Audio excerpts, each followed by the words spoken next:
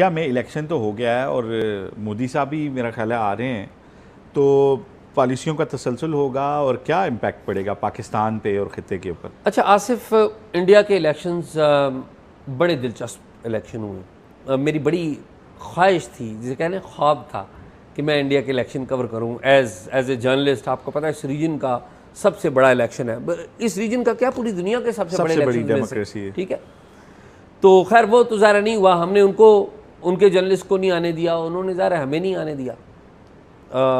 खैर very sad. अब सूरत हाल जो है वो बड़ी दिलचस्प है आसिफ। जो बीजेपी है वो हिंदुस्तान में सिंगल लार्जेस्ट पार्टी के तौर पर तो उभरी है, लेकिन बीजेपी के जो नंबर्स हैं वो कम आए हैं। अपनी परफॉर्मेंस जो वो एक्सपेक्ट कर रही थी, वो कह रहे थे कि अब हम 400 क्रॉस करेंगे, ठीक है। 543 तकरीबन उनकी लोकसभा, जो हमारी जिस तरह कौमी असम्बली है उस तरह उधर लोकसभा है, हमारी सेनेट जो है उधर राज्यसभा है। तो वहाँ पे जो उनके हैं 543 में 272 उनकी एक सिंपल मेजॉरिटी है। Simple majority. जो मोदी साहब हैं बीजेपी को लीड करते हैं, ये अभी तक के जो रिज़ल्ट हैं 240 के करीब जो रिज़ल्ट है वो इनके फेवर में आए हैं। यानी कि इनकी पार्टी बीजेपी है, सिंगल लार्जेस्ट पार्टी तो बन गई। कुछ इनकी इत्तेहादी जमातें हैं उन्होंने भी लिया, लेकिन जो अपोजिशन है उसने भी बड़ा गेन किया। जो सबसे बड़ा अपसेट हुआ है वो हुआ है यूपी में, उत्तर प्रदेश।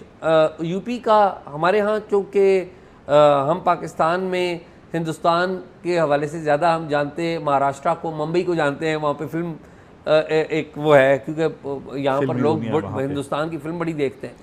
तो लेकिन यूपी बड़ा अहम है पूरे हिंदुस्तान के इलेक्शन में। मैं मोटी सी पाकिस्तान के साथियों को या हिंदुस्तान वाले हैं उनको भी दिलचस्पी होगी कि पाकिस्तान में जिस तरह पंजाब का इलेक्शन पूरे मुल्क को अपसेट कर सकता है, उसी तरह यूपी का जो इलेक्शन है वो हिंदुस्तान के ओवरऑल इलेक्शन पे बड़े असर डालता है। और यूपी के इलेक्शन में समाजवादी पार्टी जो है, ये अपोजिशन है बीजेपी की, ये आगे गई है। इनकी समाजवादी पार्टी अखिलेश यादव है, वो उसके हेड हैं। इनकी अहलिया हैं डिम्पल यादव, उन्होंने इलेक्शन लड़ा है और वो लीड अभी तक हैं वो ले रही हैं। कांग्रेस ने भी कुछ नंबर लिया, लेकिन समाजवादी पार्टी ने जो यूपी में नंबर लिया, that is very interesting. Maharashtra की अगर बात करें तो वहाँ पे भी बड़ी इंटरेस्टिंग सूरत हाल थी। बीजेपी ने महाराष्ट्र में, आपको याद हो, बाल ठाकरे एक बड़े हिंदुस्तान के एक ऐसे मज़हब प्रस्त और नेशनलिस्ट लीडर थे, पाकिस्तान के बारे में और मुसलमानों के बारे में भी ऐसी बातें कर जाते थे, सख्त बयान दे देते थे। तो उनके बेटे हैं उदय ठाकरे, और उदय ठाकरे अब वहाँ पर शिवसेना के ज़ाहिर है वो को देख रहे हैं। लेकिन बीजेपी ने शिवसेना के दो फैक्शंस जो हैं वो बन गए, तो एक फैक्शन को अपने साथ मिला लिया था, तो वो भी एक बड़ा इंटरेस्टिंग था। लेकिन मोटी बात यह है कि भारत में जो अगले प्राइम मिनिस्टर हैं अभी तक वो तो मोदी ही हैं, नज़र आ रहे हैं। लेकिन मोदी इतने ज़्यादा ताकतवर प्राइम मिनिस्टर नहीं होंगे जितने पहले थे, क्योंकि जो उनकी इत्तेहादी जमातें हैं उनका ज़्यादा रोल होगा। तो अब जो मोदी साहब हैं वो प्राइम मिनिस्टर, भारत के प्राइम मिनिस्टर के तौर पे शायद आएंगे सामने। लेकिन मुझे जो है ना इसमें दो ख्यालात, या पाकिस्तान की जो खारजा अमूर के माहिरीन हैं उनसे जो मेरी बातचीत हुई है, तो वो दो तरह के ख्यालात बयान करते हैं, और मैं आपको बताऊंगा कि मैं किस ख्याल के साथ हूँ। जो खारजा अमूर के माहिरीन हैं हमारे, जो देखते हैं इन सारी चीज़, उनका दो ख्यालात हैं। एक ख्याल ये है ज़्यादातर लोगों का कि भारतीय जनता पार्टी के सरबराह जो मोदी साहब हैं वो ज़्यादा सख्त होंगे पाकिस्तान के बारे में और रीजन के बारे में, और वो पाकिस्तान के साथ दोस्ती की बात आगे नहीं बढ़ाएंगे। वो हिंदुस्तान में जो हिंदू जो माइंडसेट है, यानी कि हिंदुत्वा का जो आइडियोलॉजी है वो उसको लेके आगे बढ़ेंगे, क्योंकि यही उनकी लेगेसी है, ठीक है। दूसरी थिंकिंग ये है कि नहीं, जो नरेंद्र मोदी साहब हैं वो ऐसा नहीं करेंगे, बल्कि अपनी लेगेसी छोड़ के जाएंगे जिसमें वो खित्ते में हालात बेहतर करेंगे। मेरा ये ख्याल है कि जो रिज़ल्ट जिस तरह के आ रहे हैं, जिसमें बीजेपी ये कह रही थी और ख़ुद मोदी साहब कह रहे थे हम 400 का फिगर क्रॉस करेंगे, वो नहीं हो सका। मुझे लगता ये है कि अब अमली तौर पे जो वोटर है उसने एक साइलेंट अंदाज में मोदी साहब को या उनकी जमात को बताया है कि हम भारत को उस सतह पर नहीं लेके जाना चाहते जिस तरह शायद ये सोचते हैं, और ये बात ख़ुद भी शायद मोदी साहब को समझ में आएगी।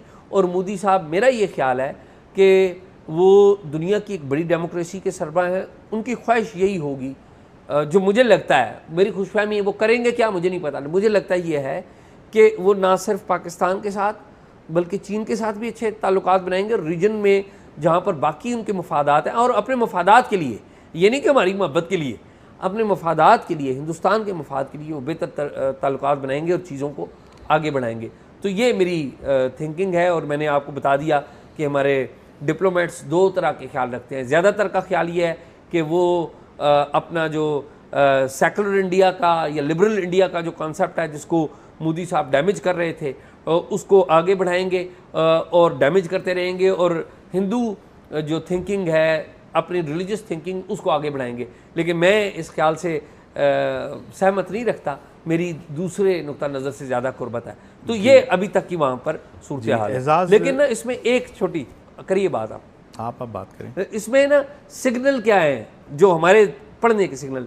एक तो ये कि अब जब प्राइम मिनिस्टर बाज़ाब्ता तौर पे अनाउंस होते हैं, तो एक ये देखना यह है कि पाकिस्तान यानी पाकिस्तानी क़यादत जो है, प्राइम मिनिस्टर शहबाज शरीफ, वो किस तरह से रिस्पॉन्ड करते हैं मोदी साहब को। दूसरी रीडिंग की चीज़ क्या है कि मोदी साहब अगर इलेक्शन ओथ टेकिंग सेरेमनी करते हैं, और याद होगा कि लास्ट टाइम भी ओथ टेकिंग सेरेमनी में उन्होंने सार्क ममालिक के सरबराहान को बुलाया था, अगर वो प्राइम मिनिस्टर शहबाज शरीफ को बुलाते हैं, जो मोस्ट लाइकली ये है, इम्कान ये है, तो क्या शहबाज शरीफ साहब जाएंगे? आपको याद होगा कि लास्ट टाइम नवाज शरीफ साहब जब हुकूमत में थे 2014 में, तो नवाज शरीफ साहब को उस वक्त के ISI चीफ ने एक मीटिंग में मना किया था। अप्रैल 2014 में एक मीटिंग हुई थी, तो ज़हीरुल इस्लाम ISI चीफ थे, जनरल रहीद शरीफ आर्मी चीफ बन गए हुए थे, तो इन्होंने मना किया था और नवाज शरीफ साहब गए थे। तो ये दो रीडिंग की चीज़ है। और तीसरी रीडिंग की चीज़ क्या है कि जब प्राइम मिनिस्टर वो बन जाएंगे, तो प्राइम मिनिस्टर बन के वो क्या पैगाम देंगे खित्ते को, और इन पर्टिकुलर पाकिस्तान और एजाज, थोड़ा सा आप बात को आगे ले गए कि मैं इस पर एक तबसरा ये करना चाह रहा था। देखें, मोदी साहब की इमेज बिल्डिंग जो है वो शायद सिर्फ इंडिया में नहीं, बाकी बहुत सारी ताकतों ने भी की। बल्कि मुझे याद है ये इलेक्शन से पहले जो नेटफ्लिक्स पे एक सीरीज़ आई थी 370, तो उन्होंने भी दिखाया किस तरह से एक इमेज बिल्डिंग की कि मोदी साहब, नरेंद्र मोदी जो हैं वो इंडिया के कितने बड़े एक महान एक पर्सनैलिटी हैं, और किस तरीके से कश्मीर के तनाज़े को लेके उन्होंने उसकी मुतनाज़ हैसियत ख़त्म कर दी और वो सारा। लेकिन मेरा ख़्याल है कि इंडिया के जो वोटर्स हैं उन्होंने रिस्पांस दिया है इन सारी चीज़ों को, और इसको माइंड किया है। उनके जो नताइज हैं वो ये बताते हैं कि जो इंडिया के अंदर अक़लियतों को, बिलखसूस मुसलमानों के साथ उन्होंने जो वहाँ पे कानून लाए कि शहरियत के हवाले से, उसको लोगों ने माइंड किया। फिर जो आर्टिकल 370 था कश्मीर के अंदर, जो एक मुतनाज़ा हैसियत थी, वो जिस तरीके से उन्होंने उसमें एक उसके ऊपर चढ़ दौड़े और उसको इंडिया का हिस्सा करार दिया, तो लोगों ने इसको माइंड किया है। और अगर उन्होंने ये पॉलिसियाँ बरकरार रखी तो यकीनन इंडिया की जो बढ़ती हुई, तेज़ी से बढ़ती हुई इकॉनमी है, उसके लिए कोई अच्छी खबर नहीं होगी। जो एशियन टाइगर वो बन चुका हुआ था इंडिया, उसके रास्ते में बड़े बड़े हम्स खड़े कर रही हैं मोदी साहब की पॉलिसीज़। तो मेरा ये ख्याल है कि अगर तो बीजेपी पे कंट्रोल शख्सी ना हुआ और उनके जो थिंक टैंक्स अगर बैठ के सोचेंगे, तो शायद वो मोदी साहब को कहेंगे कि आप रिव्यू करें इन चीज़ों से, और अगले टेन्योर में आप वो गेन करें जो आपने इस दफ़ा लूज़ किया। और वो जो 400 से ऊपर जाने वाली आपकी कैलकुलेशनें थी, वो सारी गलत साबित इसलिए हुई हैं कि लोग उस फ्रेम में चीज़ों को नहीं देख रहे और आपके बहुत सारे स्टेप्स को माइंड करते हैं। दूसरी जो बात आप कर रहे हैं, अब अगर वो आपको याद होगा कि जब इमरान खान साहब वज़ीर-ए-आज़म बने थे, तो उन्होंने मोदी साहब के ऊपर पर्सनल क्रिटिसिज्म भी किया था। उन्होंने कहा था एक चाय वाला बन गया है और ये वो। तो उन्होंने फिर ये हुआ कि मोदी साहब जो हैं वो उनका फ़ोन सुनते ही नहीं थे। हुआ राब्ता हुआ, हमारी तरफ से उन्होंने फ़ोन नहीं लिया। बल्कि एक बात बड़ी मशहूर होती थी कि ये जो बाइडन है वो फ़ोन हमें करते नहीं हैं और मोदी हमारा फ़ोन सुनते नहीं हैं। तो ये हमारी फॉरेन पॉलिसी का हाल हो गया था। लेकिन क्योंकि नवाज़ शरीफ जो हैं उनकी पार्टी जब भी आती है तो इंडिया में लोग ये समझते हैं कि उनकी इंडिया के साथ एक लीनियंट एक व्यू रखते हैं और वो चाहते हैं दोनों मुल्कों के दरमियान ताल्लुकात बेहतर हों।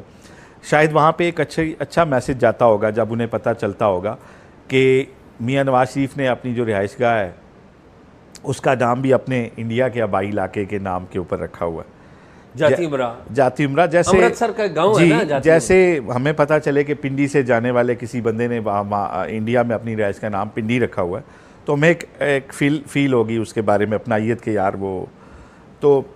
और फिर उन्होंने देखें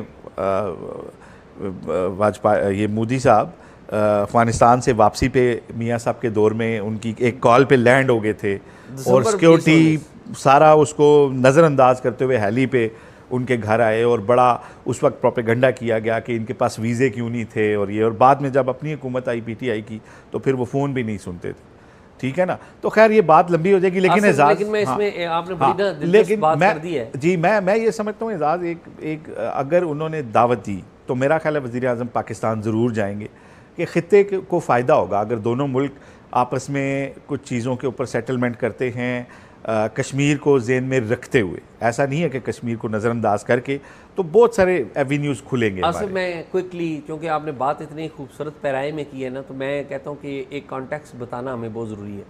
पहली बात तो ये है आसिफ कि हिंदुस्तान के लोगों ने अपने प्राइम मिनिस्टर को चुन लिया है, ज़्यादा नंबर नहीं दिया लेकिन वो मेजॉरिटी प्राइम मिनिस्टर है, वो will of the Indian people को रिप्रेजेंट करते हैं, हू सो एवर इज, ठीक है। और we should respect the decision of the people of the India, जिसको भी वो प्राइम मिनिस्टर बनाए। एक बात। दूसरी बात, मैं नहीं कहता कि ज़िम्मेदार कौन है, लेकिन मैं 3 वाक़यात का ज़रूर जिक्र करूँगा आसिफ। सबसे पहले नवाज शरीफ साहब और वाजपेयी साहब ने हाथ मिलाया, वाजपेयी साहब पाकिस्तान में आए तो जवाब में कारगिल हो गया और वहाँ पे खड़े होकर हाथ मिलाया जिसे तकसीम की जगह कहा जाता है, मीनारे पाकिस्तान, जहाँ तकसीम की करारदाद, वहाँ पे तो उसे तकसीम की करारदाद ही कहा जाता है। आप देखिए कि वाजपेयी साहब इस खित्ते के सबसे बड़े leader, no doubt about it, and I respect him as a Pakistani citizen. मैं समझता हूँ कि अगर पाकिस्तान, हिंदुस्तान, बांग्लादेश का कोई सबसे बड़ा लीडर है तो मैं पाकिस्तानी साफ़ी के तौर पे समझता हूँ कि वो वाजपेयी है। क्यों है वो भी बताता हूँ। तो पहली बात तो ये कि वाजपेयी साहब आए, कारगिल हो गया, फिर वाजपेयी साहब से मुशर्रफ साहब ने हाथ मिलाया और वाजपेयी साहब ने शेक हैंड किया, और वाजपेयी साहब फिर अगेन आए थे पाकिस्तान में जब मुशर्रफ साहब यहाँ पर प्रेसिडेंट थे, तो फिर कंपोजिट डायलॉग हुआ, तो फिर क्या हो गया, मुंबई अटैक हो गया, आपको याद हो, मुंबई के हमले हो गए। फिर मोदी साहब जब आए दिसंबर 2019 में पाकिस्तान में, और यहाँ पर बड़ा मजाक बनाया गया, वो एक टेलीविज़न चैनल के किसी हमारे साथी ने कहा कि तोबा तोबा वो आ गए और उनको वीज़ा नहीं था, और बड़ा यानी कि, और ये बेसिकली हमारा माइंड सेट भी और कुछ और मामलात भी हैं जिनके पीछे लग के हमारे वो तो रटा रटाए तोता कहानी जहाँ से किसी ने दे दी थी उन्होंने पढ़ दी थी। अब नरेंद्र मोदी इस खित्ते के बड़ी ताकत का प्राइम मिनिस्टर है, जो नवाज शरीफ साहब को अफ़गानिस्तान से फ़ोन करता है उनकी जन्मदिन की मुबारकबाद देने के लिए, और नवाज शरीफ साहब कहते हैं कि मेरे घर में शादी की तकरीब है मेरी पोती की, आप आइए, और वो आ जाते हैं। ये नरेंद्र मोदी साहब का एक बड़ा इकदाम था। जी, और वो सिक्योरिटी पॉइंट ऑफ व्यू से बड़ा गलत डिसीजन रिस्की था। हिंदुस्तान के वाले से तो रिस्की था ना, हमें ज़रा हमारा तो हमने तो मैनेज की थी सिक्योरिटी, वो सेफली हमने वापस भेजा। अब आप देखिए कि नरेंद्र मोदी आते हैं, पाकिस्तानी प्राइम मिनिस्टर नवाज शरीफ के घर पे आते हैं, 6 दिन बाद पठानकोट हो जाता है। अब टाइम लाइन देखिए ना, पहले आपने हाथ मिलाया तो कारगिल हो गया, दूसरा हाथ मिलाया तो मुंबई अटैक हो गया, तीसरा हाथ मिलाया तो क्या हो गया, पठानकोट हमला हो गया। मैं ये नहीं कहता कि ये किसने किए, लेकिन ये जिसने भी अटैक किए हैं ये कोई पाकिस्तान की खिदमत नहीं की उन्होंने। तो हमें मेरे ख्याल में मैं नहीं ये कहता कि हमें कोई सब छोड़ छाड़ के हिंदुस्तान के पीछे लग जाना चाहिए, नहीं, इज़्ज़त और आबरू अपनी कायम रखनी चाहिए, लेकिन अपना जो है ना हाउस भी ऑर्डर करना और चाहिए। पड़ोसियों को आप चेंज नहीं कर सकते पड़ोसी ना। हम नहीं change दोस्त कर तब्दील कर सकते हैं, पड़ोसी नहीं। बिल्कुल। अस्सलाम वालेकुम and a very warm welcome. आप देख रहे हैं आज पाकिस्तान, मैं हूं सिद्रा इकबाल। शुरुआत करते हैं भारत में होने वाले इंतखाबात के हाल अहवाल से। कल जिस तरह के लोकसभा के फाइनल रिजल्ट्स एक्सपेक्टेड थे और दुनिया की सबसे बड़ी जमहूरियत का मैंडेट 2024 क्या होगा, ये सबसे बड़ा सवाल था। बात ये हो रही थी कि क्या मोदी 3.0 देखा जाएगा। इंटरेस्टिंग बात ये थी कि through out the campaigning BJP ने मोदी को बिल्कुल सेंटर में रखा हुआ था, बल्कि मोदी साहब खुद भी अपने आप को थर्ड पर्सन में एड्रेस कर रहे थे। वो ये नहीं कह रहे थे कि मैं ये करूँगा, चीज़ें इस तरह होंगी, मेरा ख्याल ये है। उन्होंने कहा मोदी करके देगा। तभी लोग ये कह रहे हैं कि कल जो रिजल्ट्स आए हैं, जिसमें 2019 छोड़िए 2014 के जो बीजेपी के रिजल्ट्स थे उससे भी कम सीटें ले पाए हैं। इन्होंने कहा था कि लैंडस्लाइड होगी और एक दफ़ा फिर मोदी भारी अक्सरियत से आएंगे, और मोदी का कहना भी यही था कि अगर उनको भारी अक्सरियत ना मिली तो बहुत सारे ऐसे इक़दामात जो उनके मुताबिक भारत की ख्वाहिश थी, मिसाल के तौर पे कश्मीर का स्पेशल स्टेटस ख़त्म कर देना या फिर दूसरी चीज़ें, उसको रिवर्स कर देगी आके कांग्रेस। उनका ये भी कहना था कि जो मुल्क की संपत्ति है, यानी जो सारी वेल्थ एंड एसेट्स हैं, अगर कांग्रेस पावर में आती है, हुकूमत में आती है, तो ये मुसलमानों में बांट दी जाएगी। That is very very strong statements. इसके ऊपर एहतजाज भी आया, लेकिन सबसे बढ़कर ये कि भारत जहाँ पे जमहूरी इख्तियार की पासदारी की जाती है, लोग कहते हैं they have always been showing passive resistance. यानी इस बात में शक नहीं है कि अभी के भी जो नंबर्स देखे जाएं तो मोदी यकीनन सरकार बनाएंगे, और मोदी को तीसरी दफ़ा प्राइम मिनिस्टर देखा जा रहा है, which is now comparable to Jawaharlal Nehru. यानी नेहरू भी भारत के 3 दफ़ा प्राइम मिनिस्टर बने और अब मोदी भी एट पार आ चुके हैं। But this is a much weaker brand Modi, and that is the question. लोगों ने कहा कि एक तकलीफ पाई जाती थी ऑन द आउटसेट। यकीनन मोदी सरकार भारत की इंटरनेशनल तशख़्ख़ुस के लिए बहुत ज़बरदस्त साबित हुई है। उन्होंने भारत को एक इंटरनेशनल प्लेटफॉर्म पे जो दर्जा दिलाया है, जिस तरह वो सुपर पावर के तौर पे अपने आप को पोजीशन करते हैं, that is there. But politics is a game of sentiments. ख़ास तौर पे ग्रास रूट पे क्या बात की जा रही है। कल मैं सुन रही थी बरखा दत्त साहिबा के एनालिसिस को, और उन्होंने कहा कि जब तक उन्होंने कैंपेन ट्रेल को फॉलो किया तो कन्याकुमारी से लेकर मुंबई तक लोगों से जब बात की गई जो उनके अपने सपोर्टर्स थे कि 2 चीज़ें जो आप मोदी सरकार या मोदी आउटलुक के बारे में बदलना चाहें वो क्या होंगी, तो उनका सबसे पहले कहना ये था कि jobs creation is a must. यानी मुलाजमतें नहीं हैं, एक आम भारतीय परेशान है, महंगाई वहाँ पे भी बढ़ रही है। और दूसरी चीज़ ये कि उन्होंने कहा ये जो हिंदू मुस्लिम पोलराइजेशन है, जो समझा जाता था कि सियासत में उनके बहुत काम आएगी, अनफॉर्चुनेटली लोगों को लगा कि वो हद से ज़्यादा बढ़ गई है। सवाल ये पैदा होता है कि क्या बीजेपी का जो आउटलुक है, जो आरएसएस का आउटलुक है, ये भारत की वाकई डिमांड है। 2024 का मैंडेट इससे बिल्कुल मुख्तलिफ है। हो सकता है इंडिया अलायंस, जिसमें सबसे लीड पर राहुल गांधी विद कांग्रेस हैं, वो उनको पूरी तरह से शिकस्त ना दे पाए हों, but they are going to be a strong opposition. इसकी बड़ी मिसाल ये है जो कल से लोग कह रहे हैं कि इंडिया अलायंस ने ब्लॉक किया है मोदी जगरनॉट को। यानी वो जो काफिला आगे बढ़ रहा था, लैंडस्लाइड की उम्मीद लेके बैठा था कि 400 से ज़्यादा सीटें लेंगे, उनके लिए 300 का भी नंबर अचीव करना मुश्किल हो गया। कल तक की इतलात के मुताबिक 293 लोकसभा में सीट्स जीत पाई है बीजेपी। और सबसे बढ़कर ये कि अब इस हफ्ते की जो मुलाकातें हैं, जो मीटिंग्स हैं, वो बड़ी इंपॉर्टेंट होंगी। लोगों ने कहा कि सबसे इंटरेस्टिंग जो इसके अंदर जो आपके सामने नज़र आ रहा है, मीम्स भी कल आ रही थी कि नीतीश कुमार जो कि बिहार के सीएम हैं गए हैं और उनकी जो पार्टी है हो सकता है तकरीबन लगभग 18 सीटें ले। कल की सबसे बेहतरीन मीम मुझे ये लगी कि नीतीश कुमार को लोगों ने मुबारकबाद दी। लोगों ने कहा जी बहुत मुबारक हो पार्टी, तो उन्होंने कहा वो बदल लेंगे। कहा यह जा रहा है कि कांग्रेस से लेके, यानी कांग्रेस का जो इंडिया अलायंस है और बीजेपी का जो अलायंस है, दोनों ने इनसे राब्ता किया है। So it's going to be anybody's game. लेकिन एक और बड़ी इंटरेस्टिंग चीज़, जो हम रिलीजियस पोलराइजेशन की बात कर रहे थे कि क्या मोदी को इससे फ़ायदा होगा या नहीं, सबसे बड़ा टेल टेल साइन है यूनियन मिनिस्टर स्मृति ईरानी, जो कि बहुत मकबूल भी हैं, लेकिन उनको कल शिकस्त हासिल करना पड़ी केएल शर्मा की वजह से, और ये हुआ अमेठी में। दूसरी तरफ यूपी में भी एक बड़ा ही परेशान कुन सूरत हाल है। महाराष्ट्र में महा डिक्लाइन की बात की जा रही है। एक दफ़ा फिर आपको बताते चले कि 2014 से भी कम नंबर्स हैं मोदी के पास इस वक्त। मेरे साथ इस वक्त मौजूद हैं senior analyst and journalist Aamir Zia साहब, इसके अलावा the resident editor of daily Pakistan जनाब मुबश्शिर मीर साहब। उनसे जानते हैं कि भारत में हुआ क्या, क्या ये वाकई भारत की पैसिव रेजिस्टेंस है towards polarisation, radicalisation and extremism?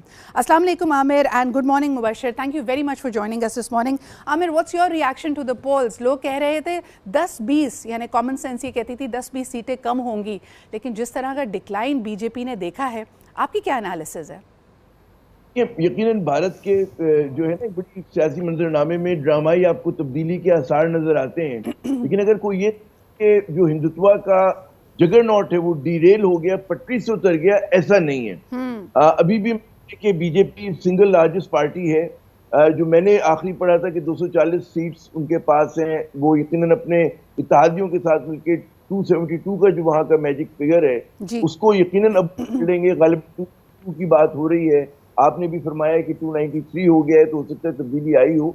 तो ये सब चीजें तो हो रही हैं, लेकिन 2014 और 2019 के मुकाबले में बीजेपी को कम निशिस्तें मिली और कांग्रेस ने और उसका जो इत्तेहाद था उसने मतलब बहुत ज्यादा गेन किया। सबसे जो दिलचस्प बात यह है कि यूपी के अंदर, जैसा कि आपने फरमाया, जो हिंदी स्पीकिंग बेल्ट है वहां पर इनको बहुत बड़ा झटका लगा। महाराष्ट्र में इनको झटका लगा बीजेपी को, जो उनके लिए मतलब खिलाफ तवक्को था। और उसके साथ साथ जो एग्जिट पोल की एक वो था ना कि जी एग्जिट पोल बहुत ज्यादा इनको जीता हुआ दिखा रहा था और 300 का हदफ लग रहा था कि बासानी वो अबूर कर लेंगे, वो ऐसा नहीं हुआ। हमारे लिए जो सवाल इसके असरात क्या होंगे? असरात भारत अपनी डोमेस्टिक में और जाहिर है कि जो उसका रीजनल उसका आउटलुक है उसमें क्या होंगे। मैं समझता हूँ कि कमजोर मोदी जो है वो कोई मतलब इलाकाई अमन के लिए ज्यादा खतरनाक साबित होंगे। कि ऐसे वक्त में भारत में भी बहुत सारे लोगों में कहते हैं ना कि वो जो एंटी मुस्लिम कार्ड है उनकी डोमेस्टिक पॉलिटिक्स में बिकता है, और अगर आप इंटरनेशनल पॉलिटिक्स की बात करें, रीजनल की बात करें, तो एंटी पाकिस्तान कार्ड भी बिकता है। और आप देखिए कि थ्रू आउट कैंपेन मोदी साहब ने पाकिस्तान को हदफ तनकीद बनाया, तो तमस्खुर उड़ा। लेकिन तो तभी मेरे ख्याल में लोगों के लिए ये बड़ी हैरानगी की बात है आमिर कि व्हाट वेंट रॉन्ग। कुछ लोगों का ये कहना है कि कहीं तो इंट्रोस्पेक्शन होनी चाहिए थी। अगर आपने जैसे यूपी का, अयोध्या का जिक्र किया, यूपी में विदाउट योगी योगी आदित्यनाथ की जिस तरह बात की जाती है, उनको एक ज़माने में एज अ कैंडिडेट देखा जा रहा था, यानी मोदी के बाद प्राइम मिनिस्टरशिप में लोगों ने कहा वो इनर कैंप से आउट हो गए। ये एक बड़ा धचका था। मुबशर साहब, आपके पास आना चाहूँगी। मोदी का जिक्र तो यहाँ पे हो ही रहा है, राहुल गांधी साहब के बारे में क्या कहेंगे? क्योंकि कल रिजल्ट से पहले जब वो एग्जिट पोल्स की तरफ देख रहे थे तो उन्होंने बड़ी एक अजीब सी स्टेटमेंट दी। उन्होंने कहा कि जी मैं सिद्धू मूसेवाला से बड़ा इंस्पायर्ड हूँ, 295 आपने उनका गाना सुना होगा, मैं एक्सपेक्ट कर रहा हूँ कि ये जो सारी फिजा क्रिएट की जा रही है मोदी के जो सपोर्टिव मीडिया की तरफ से, वो सब गलत साबित होगी और वो 295 सीट्स लेंगे। उसके करीब तो नहीं पहुंचे, लेकिन 223 तक पहुंच गई है Congress. How do you see this? अच्छा, इस बहुत शुक्रिया सबसे पहले। और मेरा ख्याल है कि इसमें सबसे बड़ी चीज तो ये है कि जो कांग्रेस ने जिस तरह अपने आप को एज ए अपोजिशन के तौर पर मनवाया है और राहुल गांधी की जो लीडरशिप डेवलप हुई है जी, और उन्होंने जो इंडिया का जो फेस था जिसको मोदी ने हिंदुत्व के नाम से बहुत डिस्टॉर्ट कर दिया था, जो तशख्खुस की आपने बात की है, मेरा ख्याल है वो वापस जो रिवाइवल की बात की है राहुल गांधी ने, और उसकी शक्ल में जो एक पढ़ा लिखा जो इंडियन है, जो इंटेलेक्चुअल इंडियन है, उसने एक्चुअली मोदी को रिजेक्ट किया है। अभी आप देखें, ये एक बहुत बड़ा क्वेश्चन है कि एक इतनी बूस्ट करती हुई इकोनॉमी और उसके बावजूद जो है वो प्राइम मिनिस्टर जो 10 साल से जो है वो अब पावर में हो, वो हार जाए। इट मीन्स कि ये जो जंग थी, ये 2024 का इलेक्शन था, ये आइडियोलॉजी वर्सेस इकोनॉमी था। तो आइडियोलॉजी जो थी वहां की, उसको जो डिस्टॉर्ट किया बीजेपी के जो पॉइंट ऑफ व्यू ने, जो उनकी पॉलिटिक्स ने, जो उन्होंने फेस बनाया इंडिया का। आप देखें, कश्मीर में उनको शिकस्त हुई, पंजाब में शिकस्त हुई, उत्तर प्रदेश में शिकस्त हुई। कितनी जो है वो लोग जो कि एक मॉडरेट इंडिया चाहते हैं, उन्होंने मेरा ख्याल है कि जो डोमिनेंट हिंदू, बिल्कुल आप दुरुस्त फरमा रहे हैं, मॉडरेट इंडिया, लेकिन साथ साथ ये भी तनकीद की जा रही है कि Modi lost touch of being in touch with the ground realities. Punjab में हमने देखा कि जिस तरह किसानों का एक एहतजाज चल रहा था, कश्मीर में आर्टिकल 370 रिमूव करने के बाद जो एहतजाज चल रहा था, ऐसा लग रहा था कि मोदी सरकार उस पर कान नहीं धर रही है। उनको लग रहा है कि पॉपुलर सपोर्ट अभी भी उनके साथ है। क्या ये उनको एक तरह से, जब होता ही है कि आप पोजीशन ऑफ पावर में हों, आप इतने अथॉरिटेरियन हों, तो आप तक गलत खबरें पहुंच रही होती हैं, एनालिसिस ग्राउंड का नहीं पहुंच रहा होता है। क्या कुछ ऐसा हुआ है? जी बहुत ज्यादा हुआ है। आप देखें कि जो इसका एनालिसिस अभी तक हुआ है, जो क्विक एनालिसिस हुआ है, वो यही है कि आपने जो पॉलिटिकल राइवल्स हैं उनके खिलाफ मोदी का रवैया बहुत ज्यादा जाहराना था जी। और उसने मीडिया कंट्रोल का भी जो है ना वो काफी उस पर काम किया हुआ था। फिर आप ये देखें कि ये जो ग्राउंड रियलिटीज की आप बात कर रही हैं, तो पंजाब में एक बड़ी इंटरेस्टिंग चीज हुई है। एक वो कैंडिडेट भी जीते हैं कि जो कि बज़ाहिर बल्कि ओपनली खालिस्तान के हमायती हैं, जो सेपरेटिस्ट जो है ना मूवमेंट के हमायती है। गो कि उन्होंने कैंपेन में इसको यूज नहीं किया, लेकिन वो उसके हमायती हैं और पब्लिक ने उनको सपोर्ट किया है।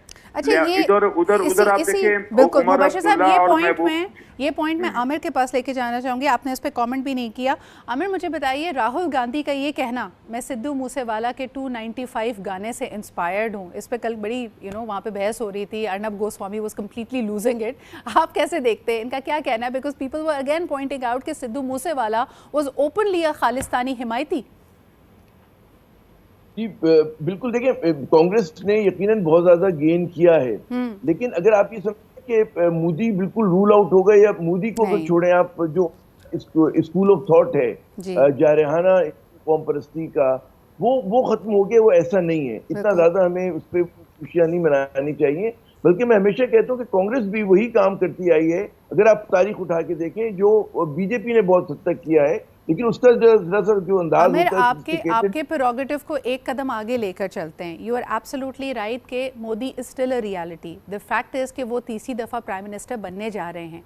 लेकिन मेरा सवाल ये है, और आज सब ये सवाल कर रहे हैं, कि अगर ब्रांड मोदी कमज़ोर पड़ा है और उनको कम सीटें मिली हैं, एक तो देखें हमारा मिजाज है ना, अगर आप इंडो पाक की तारीख उठा के देख लें, 10 साल तक अगर एक शख्स पावर में रहता है तो उसके बाद we all desire start desiring change. दोनों मुल्कों की यही हिस्ट्री रही है। लेकिन अब weaker brand Modi, what does that mean? कि इस रिजल्ट के बाद क्या वो अपने रवैये पे नज़रसानी करेंगे, कुछ मेजर तब्दीली आएगी, या आपको लगता है कि he being weak will give more weightage to RSS, यानी वो जो वजूहात हैं कि जिसकी वजह से वो कमज़ोर पड़े, उनके ऊपर मज़ीद जाहिरियत के साथ काम होगा? बड़ा आपने बुनियादी सवाल किया सिद्रा, और मेरा जो असेसमेंट है वो ये होगा कि जो आपने दूसरा इसका हिस्सा बोला ना कि मजीद जारहाना पन आएगा उनकी अपनी डोमेस्टिक पॉलिटिक्स में भी, क्योंकि जो कमजोर मोदी होगा वो, अगर आप समझें कि वो कंसीड करेगा, वो पाकिस्तान के साथ अमन की बात करेगा या कश्मीर के अंदर जो है वो सही कदम उठाने की बात करेगा, तो ऐसा नहीं होगा। वो उसको अबूर यहाँ तक लेकर आई, उसी पे वो कायम और दायम रहेंगे। देखें, एक बात समझें कि मोदी ने कश्मीर का मसला जो है भारत के तई हल कर दिया है। उन्होंने अब उसका फॉल आउट को मैनेज करना है, और वो ये समझते हैं कि वो करने के साथ साथ हमारी गिरफ्त जो है मजबूत होगी, हम इवेंचुअली डेमोग्राफिक चेंजेस लेकर आएंगे।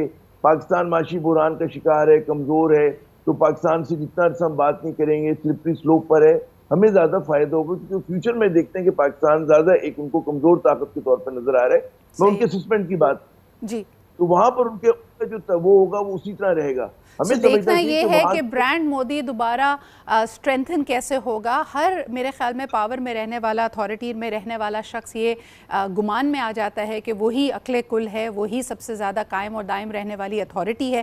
That's a reality check Modi has gotten. और जो उनके सबसे ज़्यादा आजमाए हुए साथी हैं, अनफॉर्चुनेटली जैसे पाकिस्तानी सियासत में कहा जाता है कि बड़े बड़े बुर्ज इस वक्त भारत में भी गिरे हैं। बहुत बहुत शुक्रिया। आमिर ज़िया हमारे साथ मौजूद थे, मुबश्शिर हमारे साथ मौजूद थे। It's a developing story, it is yet to be seen कि इस एक हफ्ते में भारत में क्या मुलाकातें होंगी, हुकूमत क्या करवट लेगी। लेकिन एक मुझे बहुत ही इंटरेस्टिंग आर्ग्यूमेंट लगा, स्टेटमेंट लगा, कल मैं सारा एनालिसिस जब सुन रही थी, लोगों ने कहा कि भारत एक प्राइम मिनिस्टर चाहता है, प्रीस्ट नहीं।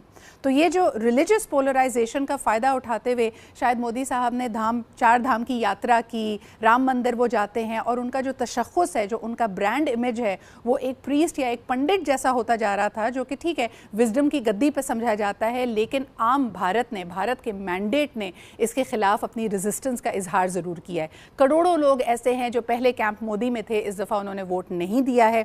It's a developing story, but then again Modi takes the prime minister house probably for the third time, यही नज़र आ रहा है। इलेक्शन हुए, जो अभी नताइज आ रहे हैं, अभी 100% नताइज नहीं आए, लेकिन वो जो था ना, अब के बार 400 पार वाला मोदी का ख्वाब पूरा नहीं हुआ, क्योंकि मोदी साहब सारा मीडिया मिला के, जिसको फिर राहुल गांधी ने मोदी मीडिया से गोदी मीडिया कहा था, तो उसको मिला के वो ये तासुर दे रहे थे कि जनाब अपोजिशन तो होगी नहीं ना, वो तो सारा का सारा जब वो अपना वहाँ पर पीटीआई मेरे मुंह से निकलने लगा था, बीजेपी होगी या बीजेपी का इत्तेहाद होगा, एनडीए। लेकिन बहरहाल अब ये है कि मोदी का वो ख्वाब पूरा नहीं हुआ, लेकिन मोदी हुकूमत बना सकते हैं। अब हुकूमत बनाने के बाद भी मोदी की अपोजिशन जो जश्न क्यों मना रही है? राहुल गांधी की जो कांग्रेस के सदर हैं अपना जे राम खुर्गे, उनकी प्रेस कॉन्फ्रेंस सुनी और वो तो बड़े खुश थे। उन्होंने कहा कि जी हमने तो मोदी को पछाड़ दिया है, लेकिन हुकूमत तो मोदी बना सकते हैं। हो सकता है कि मोदी के इत्तेहादी, अगर मोदी बीजेपी इत्तेहाद के साथ सिंपल मेजॉरिटी ले रही है और इत्तेहादी अगर जो दूसरे इत्तेहादी हैं मोदी से अपना अलहदा हो जाए तो फिर और बात है, फिर कांग्रेस वाला इत्तेहाद शायद हुकूमत बना पाए, लेकिन वो बात की बात है। तो जो असल चीज़ है कि मोदी को पछाड़ा किसने, मोदी को हराया किसने। बाज़-औक़ात ये होता है कि आप पाबंदियाँ, जिस तरह इमरान खान के दौर में पाबंदियाँ थी ना, तो खान साहब के दौर में मीडिया पर कुछ नहीं चलने दिया जाता था। डीजी ISPR ने आकर कहा कि जी 6 महीने तक आपने कुछ नहीं कहना, मुस्बत रिपोर्टिंग। वो 6 महीने 2 साल तक चले गए थे। वो घड़ियाँ चोरी कर रहा है, हीरो के हार ले रहा है, और उनकी बीवी जो है वो मलिक रियाज के साथ पता नहीं क्या क्या उनकी अपना रिश्वत ले रही हैं, ऑडियो सारी आ रही हैं, मीडिया चुप था। घड़ी की खबर मैंने दी थी। वो वक्त था कि जब हम बेरोजगार हो गए थे, लेकिन हम बता रहे होते थे कि क्या कर रहे हैं खान साहब, कोई नहीं बोल पाता था। तो इंडिया में भी वही सिचुएशन थी। एक नौजवान ध्रुव राठी व्लॉगर है और कमाल व्लॉगर है, बड़ी तैयारी के साथ आकर बैठता है। उसने मोदी कैसे बना, हिटलर और मोदी का मवाजना, वो मैं सुन रहा था तो मुझे लग रहा था कि मैं इमरान खान की स्टोरी सुन रहा हूँ। कुछ अर्सा पहले मैंने जब वो सुना, 3 हफ्ते पहले, बिल्कुल वो बाहर बैठ के लगा हुआ था। वहाँ पे राहुल गांधी का मार्च और फिर जो राहुल गांधी की प्रेस कॉन्फ्रेंस में कुछ चीज़ें सामने आई, क्योंकि मोदी जो है ना, मोदी वो इंतहा पसंद हिंदू जो है, इंतहा पसंद हिंदू उनके लीडर हैं। तो इंतहा पसंद हिंदुओं के सामने वो दलित, पछड़े, वो जो आदिवासी हैं, कबायली, वो उनको इंसान ही नहीं समझते। सिर्फ ये नहीं है कि मोदी जो है वो एंटी मुस्लिम, एंटी सिख या एंटी क्रिश्चियन था, नहीं। हिंदू जो अपना धर्म है, उस धर्म के अंदर जो मुख्तलिफ जातियाँ हैं, मुख्तलिफ जो लोग हैं, जिसमें मैंने बताया ना दलित, आदिवासी और ये जो पिछड़े जो हमारे यहाँ शेड्यूल कास्ट वगैरह कहते हैं जिनको, वो भी उनके निशाने पर थे, वो उनको भी इंसान नहीं समझते थे। तो वो सारे लोग मिलकर राहुल गांधी ने कहा कि ये सारी हमारी ताकत थी, और उन्होंने उनको जगाया कि उठो, और फिर हुआ ये कि 400 पार नहीं करने दिया। अब जब 400 पार नहीं हुआ मोदी, तो हुआ क्या? मैंने अपने पिछले व्लॉग में बताया था वो बात जो मैंने आपको बताई थी। जाहिर है वो राहुल गांधी उसकी कैंपेन ही उसी के ऊपर थी। 4,000 किलोमीटर, 9 माह और 14 रियासतें, उसने वो यात्रा की, भारत जोड़ो यात्रा।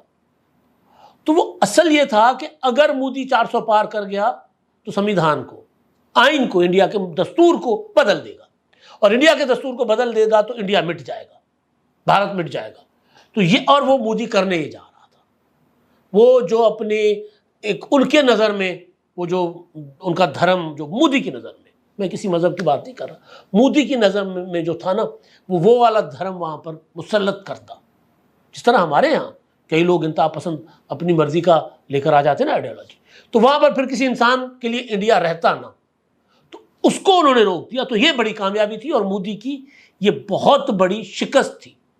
राहुल गांधी, ध्रुव राठी और बाकी ज़ाहिर है वहाँ के लोग। लेकिन बात यह है कि कोई चैलेंज कौन करता? जब इंडिया का मीडिया जो है, गोदी मीडिया, वो जब इलेक्शन से पहले बता रहा था कि मोदी तो 411 सीटें ले लेगा, मोदी 399 सीटें ले लेगा, ये हो जाएगा, वो हो जाएगा, उस वक्त मोदी को चैलेंज किया जा रहा था, उस वक्त से। तो बहरहाल अब रिजल्ट तकरीबन आ चुके हैं। अब फाइनल हतमी रिजल्ट जब आएंगे तो पता चलेगा कि वहाँ हो क्या रहा है। लेकिन कमज़ोर होगा मोदी की कमर तोड़ दी गई है, ये बात। जिंदा ज़रूर है लेकिन कमर टूटी हुई के साथ होगा मोदी। अच्छा जी, अब हमारे यहाँ क्या हो रहा है? हमारे यहाँ ना सदर आरिफ अलवी साहब जो है ना, मैं बाकी बातें जो हैं वो शायद पूरी ना कर पाऊँ क्योंकि तफसील ज़्यादा लंबी हो जाए। होने वाले आम इंतखाबात में कांग्रेस इत्तेहाद ने नरेंद्र मोदी के मैंडेट को धचका दे दिया है। लोकसभा के इंतखाबात में इब्तदाई रुझानात में मोदी की जो पार्टी है बीजेपी के लिए बड़ा अपसेट देखने में आया है, जिसके बाद जो स्टॉक एक्सचेंज है इंडियन वो क्रैश कर चुकी है। 543 रुकनी पार्लियामेंट में लोकसभा को सादा अक्सरियत के लिए जो है 543 में से 272 नशिस्तों पर कामयाबी जो है किसी भी जमात को दरकार होती है। लेकिन इंडियन मीडिया के मुताबिक इंतखाबात के जो इब्तदाई नताइज अब तक सामने आ रहे हैं, रुझानात सामने आ रहे हैं, उसमें मोदी की बीजेपी को बड़े अपसेट का सामना करना पड़ा है और उनके मैंडेट में कमी के रुझान के बाद जो स्टॉक एक्सचेंज है वो क्रैश होकर 4 सालों की सबसे कम सतह पर जा गिरी। इंडियन मीडिया के मुताबिक बीएससी इंडेक्स में सरकारी बैंक्स, इंफ्रास्ट्रक्चर्स और कैपिटल गुड्स के जो फर्म है उनके हिस्से में गिरावट के साथ जो इंडियन करेंसी है डॉलर के मुकाबले में कम होकर 83.14 इंडियन रुपए पर आ चुकी है। इंडियन इलेक्शन कमीशन की जानिब से वेबसाइट पर मुसलसल नताइज जो हैं वो जारी किए जा रहे हैं, जिन्हें देखते हुए फिलहाल ये कहा जा सकता है कि एग्जिट पोल के मुकाबले में बीजेपी को एक बड़ा झटका लगा है। लेकिन गैर हतमी, गैर सरकारी नताइज जो है उसके मुताबिक बीजेपी की जो क़यादत वाले इत्तेहाद उनका है एनडीए को हो सकता है कि 298 के लगभग जो है नशिस्तों पर फिलहाल वो सबकत हासिल है, जबकि कांग्रेस की क़यादत वाले इत्तेहाद को 228 नशिस्तों पर फिलहाल सबकत हासिल है। इसके अलावा 17 नशिस्तें ऐसी हैं फिलहाल जिस पर दीगर के उम्मीदवार सबकत लिए हुए हैं। अब से कुछ देर पहले Indian prime minister Narendra Modi ने विक्ट्री स्पीच भी की, जिस पे उन्होंने अवाम का इत्तेमाद करने पर शुक्रिया अदा करते हुए तीसरी बार हुकूमत बनाने का ऐलान कर दिया। सरकार बननी तय है। अब आपको बताते चलें कि एग्जिट पोल्स में नरेंद्र मोदी के इत्तेहाद एनडीए की बहुत बड़ी कामयाबी की पेशनगोई की गई थी। India Today, my axis India, India TV, CNX और न्यूज 24 टुडेज ने एनडीए के लिए तकरीबन 400 से ज्यादा नशिस्तों की पेशनगोई की थी एग्जिट पोल में। लेकिन अब तक के नताइज के मुताबिक नरेंद्र मोदी की जुमात को इससे कम से कम 100 नशिस्तें जो हैं वो कम मिलने के चांसेस हैं। इंडिया की तारीख में सिर्फ एक बार ही ऐसा हुआ जब किसी पार्टी ने आम इंतखाबात में 400 से ज़्यादा नशिस्तें जीते हों। 1984 में राजीव गांधी की क़यादत में कांग्रेस ने 514 में से 404 नशिस्तें हासिल की थी। इसी तरह एग्जिट पोल में अपोजिशन जमातों के अलायंस को नशिस्तों की जो पेशन गोई की गई, इंडिया के नाम से ये अलायंस है, कांग्रेस की सरबराही में कायम इत्तेहाद है। उन्होंने हैरान कुन कारकर्दगी का फिलहाल जो मुजाहरा किया है, तकरीबन एक अपसेट सा कर दिया है नरेंद्र मोदी के एनडीए को। इंडिया ब्लॉक ने चैलेंज किया। तकरीबन 28 अपोजिशन जमातों का ये इत्तेहाद है और ये ब्लॉक जून 2023 में पहली मीटिंग के साथ तश्कील दिया गया था, जिसका मकसद एनडीए के खिलाफ मुत्तहिदा महाज पेश करना था।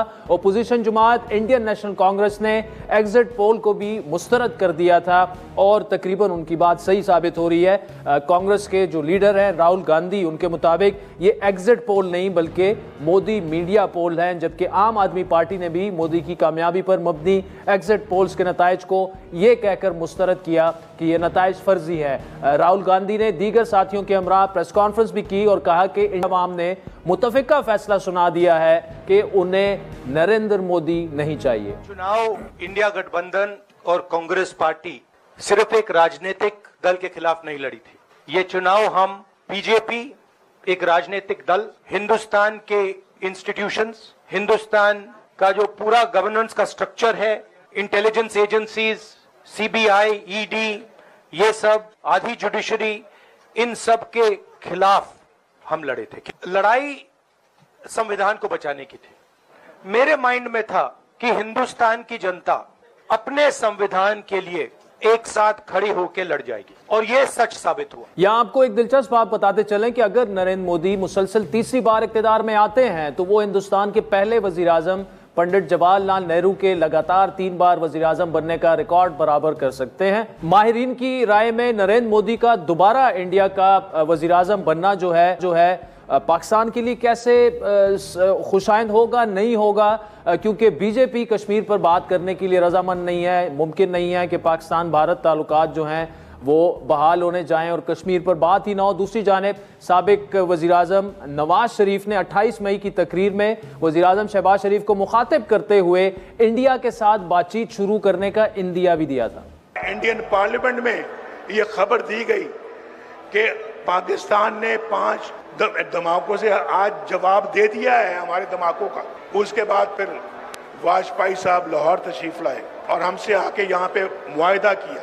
ये अलग बात है कि हमने मुआहदे की खिलाफ वर्जी की, उसमें हमारा कसूर है, लेकिन अब अल्लाह के फजलो करम से शहबाज शरीफ साहब दोबारा इस मनसब पे फायज हुए हैं। मेरी दुआएं हैं इनकी कामयाबी के लिए और मैं समझता हूं कि जी ये पाकिस्तान के हालात का रुख मोड़ें।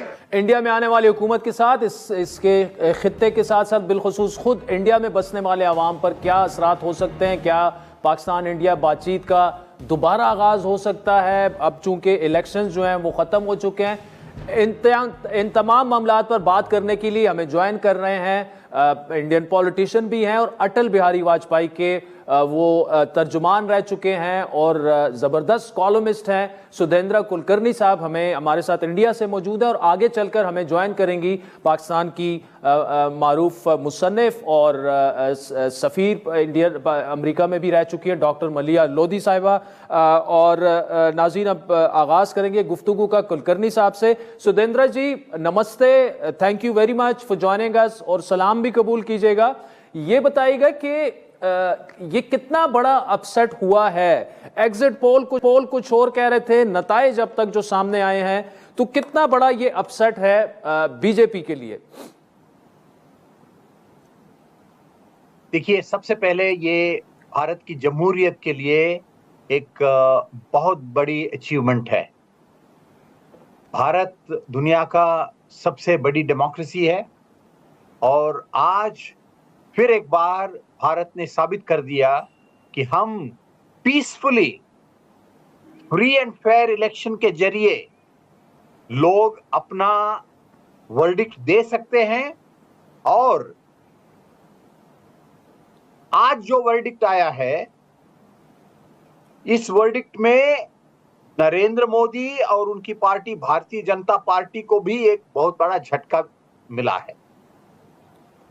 माहौल ऐसा बनाया गया था कि भारतीय जनता पार्टी और नरेंद्र मोदी को कोई हरा ही नहीं सकता है और इस बार तो नरेंद्र मोदी 400 पार कर देंगे। यानी इन हाउस ऑफ 543 सीट्स, हमारे लोअर हाउस ऑफ पार्लियामेंट में 543 सीट्स है। पिछली बार आपकी बात को काट रहा हूं, 400 पार का कोई नारा भी लगा था ना, 400 पार की कोई थीम भी बनाई थी बीजेपी ने कोई जी। भारतीय जनता पार्टी का नारा था अब की बार 400 पार, लेकिन आज जो नतीजे हैं वो 300 पार भी नहीं हुए हैं और भारतीय जनता पार्टी को अपने बलबूते पर मेजॉरिटी भी नहीं मिली है। पिछली बार उन्हें 303 मिली थी, इस बार कम से कम 60 सीटें कम हो गई है। अब उनके अलायंस को मेजॉरिटी से थोड़ा ज्यादा मिली है, इसलिए उनकी सरकार बन सकती है, लेकिन जो पहले सरकार का जो एक दबदबा था वो नहीं रहेगा।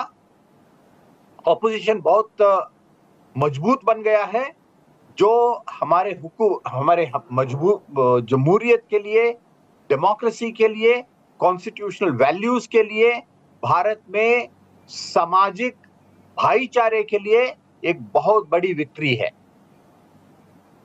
ठीक, अच्छा सुदेंद्र जी, एक तो अटल बिहारी वाजपेयी पाकिस्तान आए थे और हमने अभी शहबाज शरीफ साहब जो हैं वो प्राइम मिनिस्टर हैं, नवाज शरीफ साहब पाकिस्तान में हैं और वो बात यही पाकिस्तान इंडिया ताल्लुकात की उनकी कर रहे हैं। आप वाजपेयी साहब के तर्जुमान भी रह चुके हैं।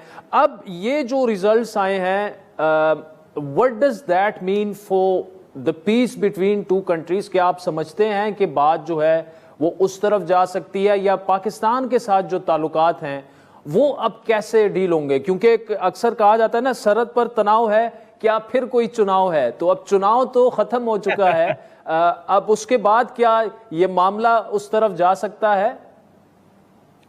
देखिए, मेरी उम्मीद है और मुझ जैसे लाखों हिंदुस्तानी है, हमारी उम्मीद है कि अब चुनाव खत्म हो चुके हैं और भारत और पाकिस्तान के बीच डायलॉग जल्द से जल्द शुरू होना चाहिए और डायलॉग के मुताबिक हमारे जो भी मसाइल हैं उन्हें हल करने की कोशिश होनी चाहिए।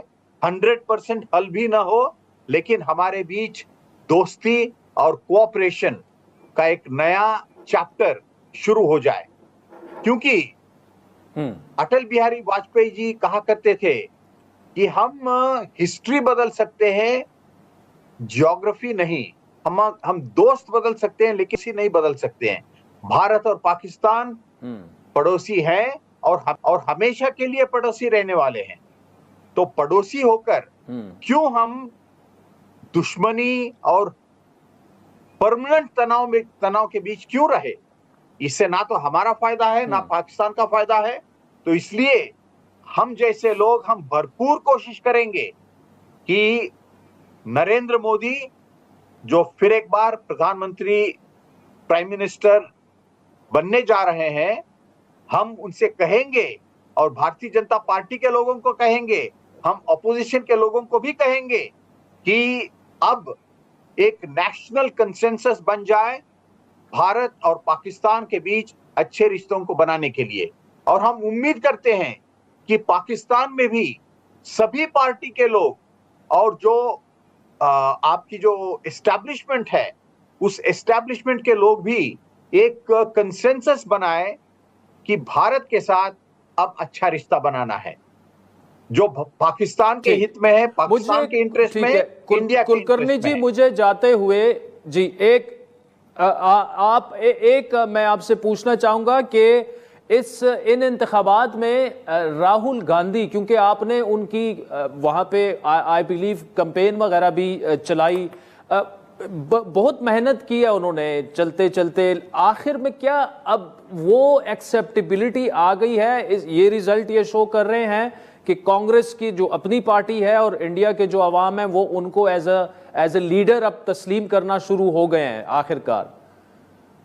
देखिए, कभी कभी ऐसा होता है कि द विनर कम्स सेकंड, यानी जो दूसरे नंबर की पार्टी है वो सही मायने में कभी कभी विनर हो जाती है। तो इस बार कांग्रेस पार्टी अपनी सीटें दुगुना की है। Although it is still only 100, the momentum is with the Congress party. और आप देखेंगे कि अगले आने वाले समय में, आने वाले वक्त में कांग्रेस पार्टी की ताकत बढ़ती जाएगी। और हम चाहते हैं कि पाकिस्तान के अवाम, पाकिस्तान के आप जैसे इंटेलेक्चुअल्स, मीडिया के लोग और पाकिस्तान के जो पॉलिटिकल पार्टीज के लोग हैं, हमारे सभी पॉलिटिकल पार्टीज के साथ एक डायलॉग शुरू करें, कांग्रेस के साथ भी करें, क्योंकि जब तक हम कंसेंसस नहीं बनाएंगे तो बात आगे नहीं बढ़ेगी। Sudheendra Kulkarni ji, thank you so much for joining us. नाज़रीन, तो चाहता है एक ब्रेक का, जिसके बाद डॉक्टर मलिया लोधी साहिबा से इसी टॉपिक पर गुफ्तगू जारी रहे। वेलकम बैक नाज़रीन। इंडियन इलेक्शंस पर बात हो रही है। ब्रेक से पहले अटल बिहारी वाजपेयी जो कि साबिक प्राइम मिनिस्टर थे इंडिया, उनके जो तर्जुमान रह चुके हैं और मारूफ कॉलमिस्ट भी हैं, साफ़ी भी हैं, सुदेंद्र कुलकर्णी से तफसीली गुफ्तगू हमने की। और इस वक्त डॉक्टर मलिया लोधी साहिबा मारूफ मुसन्निफ हैं, अमेरिका में पाकिस्तान की मुस्तकिल जो है वो अक़वाम मुत्तहिदा में मंदूब भी रह चुकी है। डॉक्टर साहिबा, thank you so much for joining अस। अब ये जो रिजल्ट सामने आया है, इसकी इम्प्लीकेशंस जो है ऑब्वियसली इंडिया के लिए तो अपनी होंगी, खित्ते के लिए क्या इम्प्लीकेशंस हो सकती हैं? क्योंकि अब नरेंद्र मोदी साहब जो हैं वो प्राइम मिनिस्टर तो बन जाएंगे, लेकिन इतनी मजबूत हैसियत नहीं होगी बीजेपी की गवर्नमेंट की इस दफा। पहले तो उन्होंने बिल्कुल अपना धाक बिठा दिया था, बड़ी मजबूत उन्होंने अच्छे बड़े बड़े फैसले भी किए। कैसे देख रही हैं आप इसको? देखिए आदिल, जैसे आपने कहा कि उनकी हुकूमत उस तरह की मजबूत नहीं होगी जो कि उनकी अपनी तवक्को थी, और पहली दफा वो एक कोalition गवर्नमेंट में जा रहे हैं। पहली दफा वो सरबराह होंगे ऑफ कोalition गवर्नमेंट जहां उनको एलाइज के साथ काम करना पड़ेगा और एक स्ट्रॉन्ग ऑपोजिशन को भी फेस करना पड़ेगा।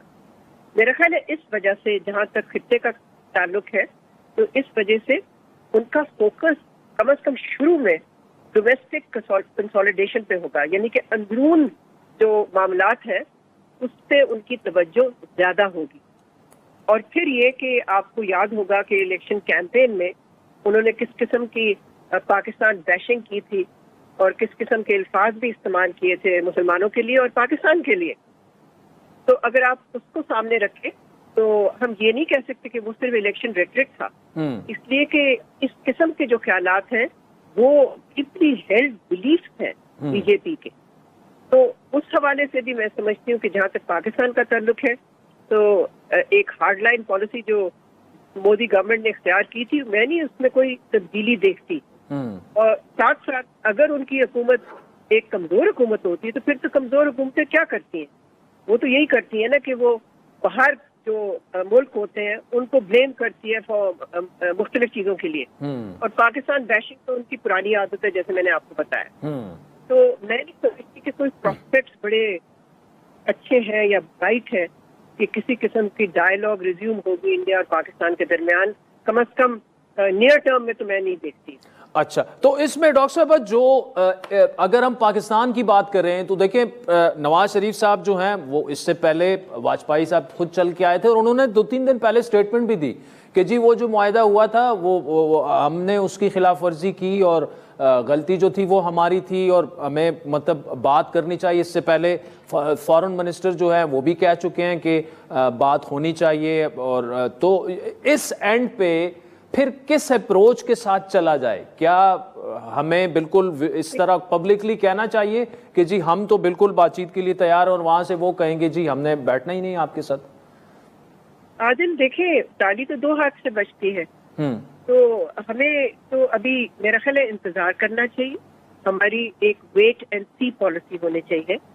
हमें देखना ये कि हुकूमत जब बन जाएगी तो उसके तरजीहात क्या होंगे, उसका रवैया हमारी तरफ क्या होगा, फिर हमें कोई मौक़िफ़ इख्तियार करना चाहिए। इस वक्त कोई ज़रूरत नहीं मेरा ख्याल है कि हमें कुछ ऐसी चीज़ कहने की या कोई बात करने की। उनके इलेक्शन हुए हैं, let the government be form, फिर लेट्स सी कि उस गवर्नमेंट ने क्या एक्शन लेना है। लेकिन एक चीज आदिल मैं आपको बताऊं जो हमारी मीडिया में बिल्कुल मिसिंग है जी डॉक्टर साहब, वो एक बहुत दिलचस्प नतीजा है मकबूजा कश्मीर से। मकबूजा कश्मीर में एक हल्के में इंजीनियर रशीद जीते हैं जो कि इंडिपेंडेंट कैंडिडेट थे, वो जेल में है। उनकी सारी मुहिम जो है उनके बेटे ने चलाई या उनके वालिद ने चलाई, और उनकी मुहिम में बहुत सारे यंग लोगों ने पार्टिसिपेट किया और जो उन्होंने बिल्कुल भरपूर किस्म की पार्टिसिपेशन हमने देखी नौजवानों की। और ये जो वोट उनको मिला है, डिसाइसिव वोट, वो जीत गए। वो वोट भारत के खिलाफ है। वो वोट भारत ने जो एक्शन लिया था अगस्त 2019 में, वो उसके खिलाफ है वो वोट। और वो वोट उस गम और गुस्से की अक्कासी करता है जो कि मकबूजा कश्मीर में पाया जाता है। ठीक, डॉक्टर साहब इसी से जुड़ा सवाल, and thanks for pointing out मकबूजा कश्मीर वाला ये जो रिजल्ट है। इससे पहले हम देखते थे कि जो वो लोग जो कि भारत से आज़ादी चाहते थे और मुसल्लह जदोजहद कर रहे थे, वो तो इस तरफ पार्लिमानी पॉलिटिक्स की तरफ आते ही नहीं थे।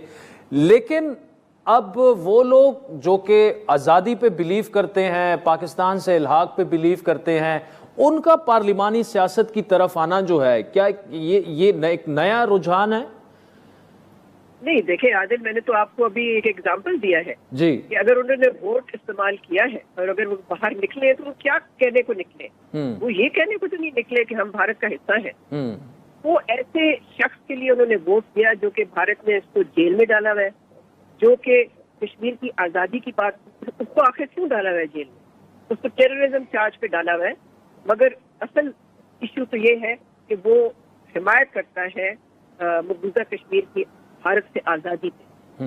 तो अगर आप देखें कि ये टर्न आउट, मैं देख रही हूँ कि इंडियन जर्नलिस्ट खूब इसको उछाल रहे हैं इस बात को कि जी टर्न आउट वहाँ बड़ा हाई है, मगर बात ये है कि लोगों ने कहा क्या है, मैसेज क्या है लोगों का? मैसेज तो उनका यही है ना कि हम भारत का हिस्सा नहीं बनना चाहते और ना कभी बनेंगे। अस्सलाम वालेकुम एंड गुड इवनिंग, मैं हूं मेहर बुखारी। जैसे जैसे इंडियन इलेक्शंस के नतायज सामने आ रहे हैं, वैसे वैसे नरेंद्र मोदी की जीत का मार्जिन कम होता चला जा रहा है। मुसलमान वोटर्स को घुसपैठिए कहने, अपोजिशन जमातों पर मंगलसूत्र बेचकर मुसलमानों को देने और अब की बार 400 पार का नारा लगाने वाले नरेंद्र मोदी को आज सरप्राइज मिला है। मोदी नवाज इंडियन मीडिया की जानिब से किए गए तमाम तर एग्जिट पोल्स को इंडियन अवाम ने ना सिर्फ मुस्तरद कर दिया है बल्कि उस बयानिए को दफन कर दिया है कि जिसके बलबूते पर मोदी सरकार गुज़िश्ता 10 सालों से बरसरे इक़्तिदार थी।